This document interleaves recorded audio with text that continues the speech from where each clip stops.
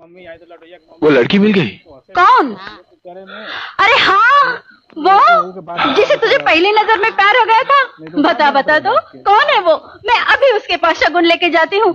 ना भाभी ना, ऐसा सोचना भी नहीं। पर क्यों?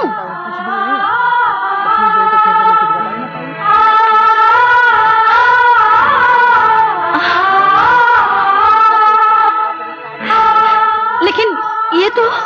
हाँ भाभी, अरुण का प्यार है।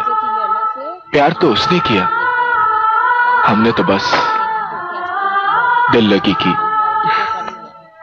विक्रम, अच्छा ही हुआ भाभी, अब जिंदगी में और कोई मकसद ना रहा, सिर्फ एक मकसद के सिवा, अरुण को इंसाफ दिलाना। हाँ? आप? अरुण का दोस्त। अरुण पागलखाने से बाहर आ गया।